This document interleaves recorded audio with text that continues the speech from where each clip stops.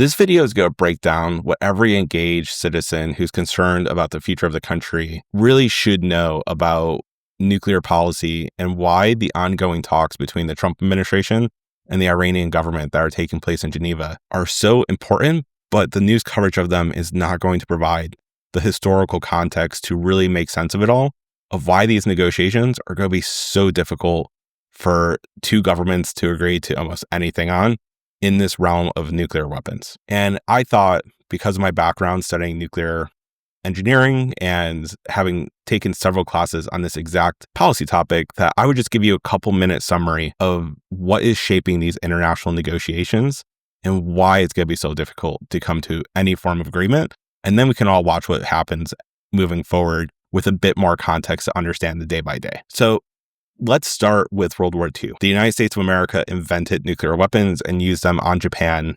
We can debate that and dissect that one particular action, but that began the nuclear arms age. Well, at the end of World War II, a lot of US policymakers were genuinely debating, if these weapons are so powerful, why can't we just make them? And no one in the world would be crazy enough to use their militaries against us because they would be so afraid of us retaliating with our nuclear weapons that they just won't touch us.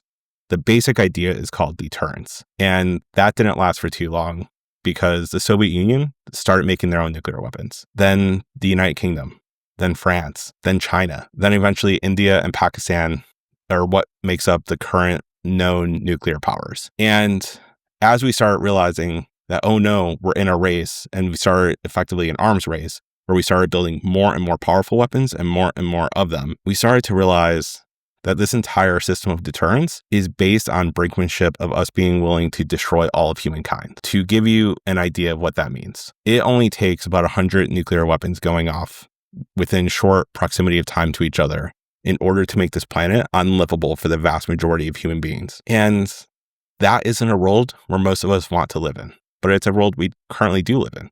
The United States and Russia both have over 5,000 nuclear weapons. And so we started to try to figure out how to live in this world where we have these weapons, but mitigate the worst case scenarios. And so the international community started creating agreements.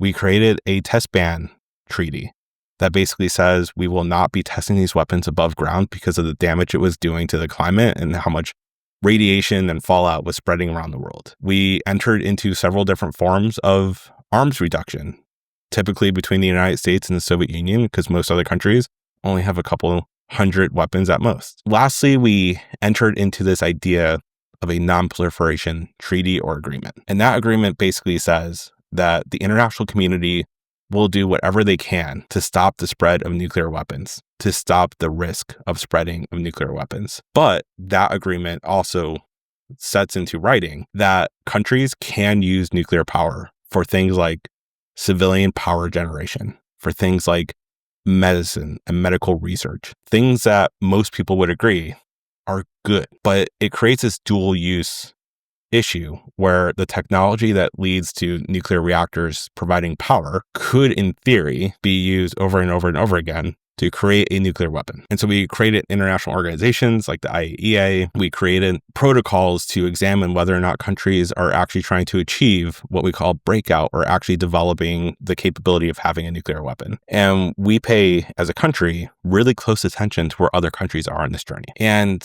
that sets up the conversations about, well, okay, if that's the norm in the international community, then why are countries still getting close to that line, or maybe even possibly going over that line? And the answer is basically that if you bucket nuclear weapons in with other weapons of mass destruction programs, to include biological, to include chemical, to include nuclear, then what you have to realize is most countries understand the history here. That countries who have given up their weapons of mass destruction program, usually in the not so distant future, will find themselves invaded by a stronger, more powerful country. Examples: Iraq, Syria, Libya, Ukraine, just to name a few. And so if American diplomats are going to meet with other countries who might be considering developing their own nuclear weapon capability, the fundamental question that we or our negotiators are going to have to answer is, how do we guarantee that they will not be the next Iraq, Libya, Syria, Ukraine? How can their security be guaranteed without these weapons? And unfortunately, due to, in some cases, our own action, in some cases, other countries' actions, there isn't really good answers for that. And that brings us back to the negotiations with Iran. See, Iran has always been close to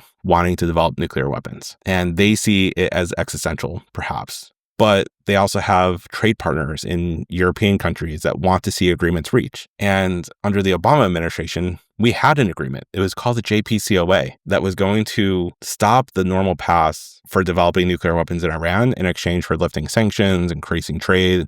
And we can do an entire video on breaking down that agreement if you want. But then Trump's first term came along, and Trump himself basically ripped up that agreement. And so now, not only do American negotiators have to figure out a way to create a deal that guarantees the Iranian government some sort of security, they also have to do it now with a one-on-one engagement where the Iranian regime or government is also going to be asking us, how do they know that we're not just going to turn around and rip this deal up just like we did the last deal we had with them? Those are fundamentally the two things that is going to make this ongoing negotiation nearly impossible to come to a mutually agreeable solution. And so it'll be interesting to see what happens, but that's the basic context of how we got to now. And with that context, it will make watching the news far more interesting to see what terms or agreements might be out there. So I hope you, along with me, will keep watching the news and keep seeing what is going on. And if you want me to dive more into nuclear policy, I am more than happy to, but please let me know. Put a comment down below, ask a question, like, subscribe, and I'll keep doing content like this to give you the context so you can make up your own mind and be more informed when you're reading your own news sources. Thank you. If you haven't yet, please click like on this video, drop a comment below, and click that subscribe button. It'll help the YouTube algorithm make sure that these videos are getting into your feed. Thank you.